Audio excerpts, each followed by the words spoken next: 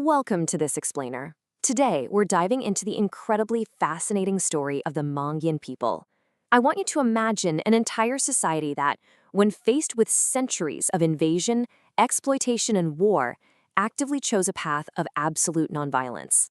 Seriously, instead of taking up arms, they just retreated higher and deeper into the rugged, mountainous interior of the Philippine island of Mindoro, all to preserve their ancient way of life. It's this remarkable story of cultural resilience, and we're going to map out exactly how they've survived, what makes their society so uniquely egalitarian, and the modern threats that are right now testing their mountain refuge. To really get their journey, we have to start with this guiding principle that basically shaped their entire history. It's a concept known as limu.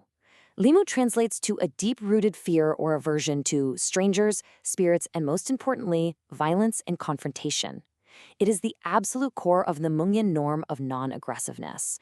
While other historical groups might have chosen to fight back against encroaching powers, the Mangyan let limu guide them completely away from conflict. They would literally cut fake trails in the forest just to mislead strangers rather than fight them. It's this profound philosophy of avoidance that allowed them to preserve their culture in peace. All right, let's jump into Section 1. Who are the Mangyans? So, Mangyan isn't actually just one uniform tribe. It's really a collective term for 8 distinct ethno-linguistic groups living in the highland regions of Mindoro. We've got the Iraya, Alangan, Tadiawan, Taubuid, Bongan, Buhid, Hanunoo, and Ratagnan.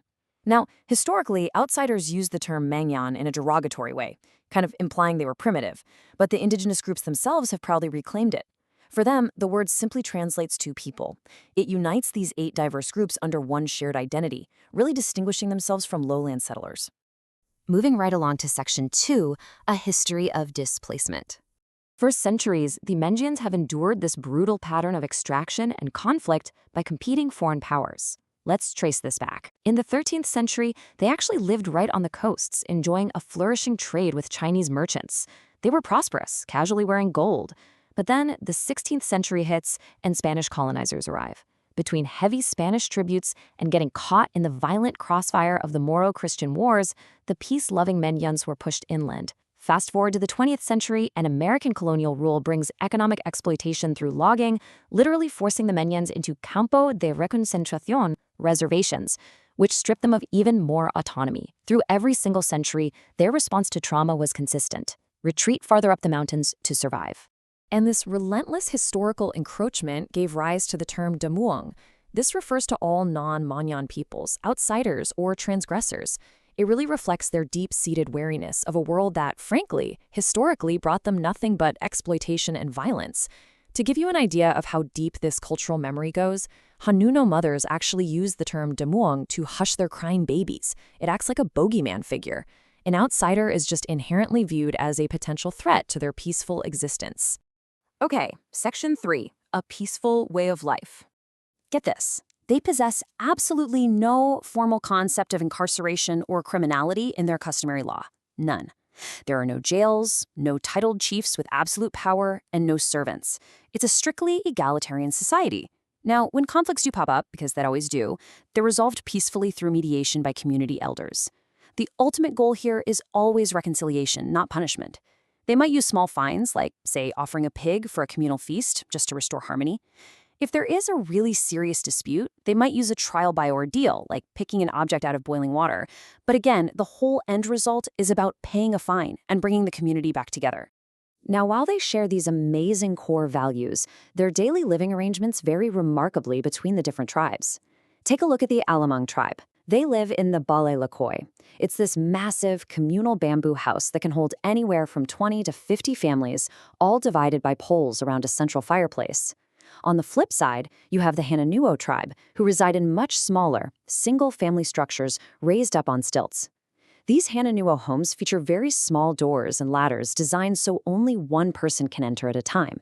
It's literally a physical, architectural manifestation of their cautious disposition toward foreigners and invaders. Their profound connection to their mountain refuge is deeply evident in their vast botanical knowledge. To put this into perspective, the Hanunoo alone utilize 1,600 specific indigenous names to distinguish over 1,000 plant varieties in their environment.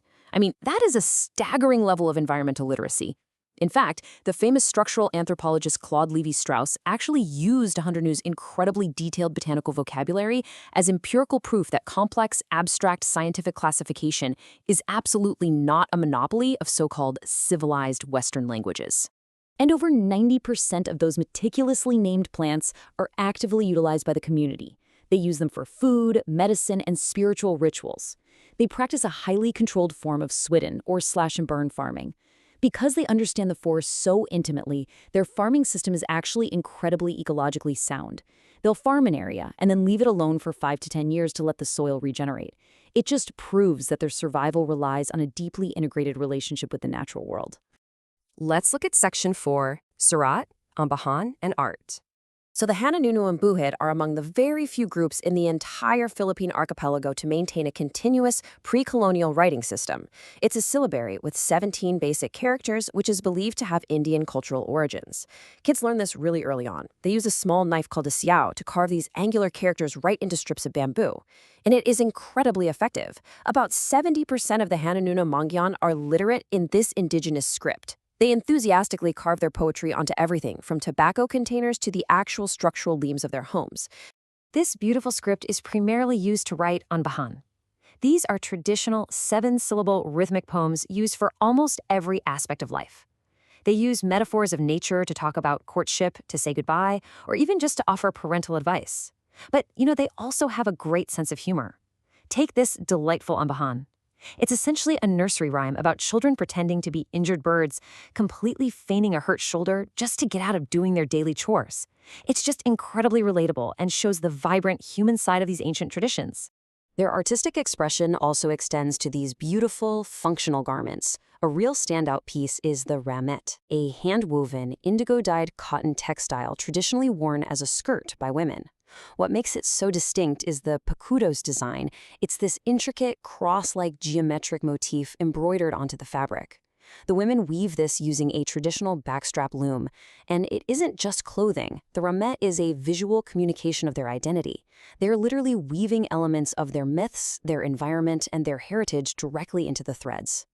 Which brings us to our final part, Section 5, Fighting for Ancestral Lands.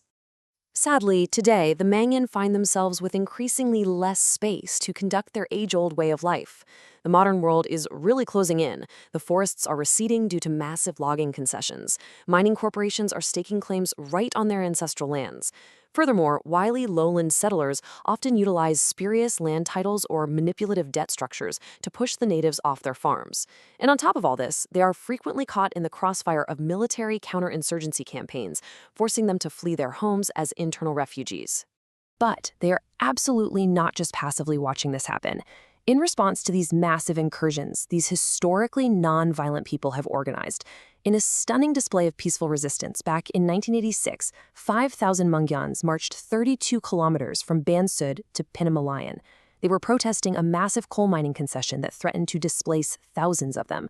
Since then, they have formed intertribal organizations navigating the complex legal systems of the outside world to demand formal recognition of their ancestral domains, all without breaking their core tenet of peace. So this leaves us with a vital question to ponder. How can a culture whose entire identity is built on egalitarianism, peace, and the avoidance of conflict survive when the relentless machinery of the modern world arrives right at its doorstep? Their resilience has carried them through centuries of hardship for sure, but the 21st century presents their greatest challenge yet. Thank you for joining me for this explainer. I really hope this gave you a powerful new perspective on the incredible Mangyan people.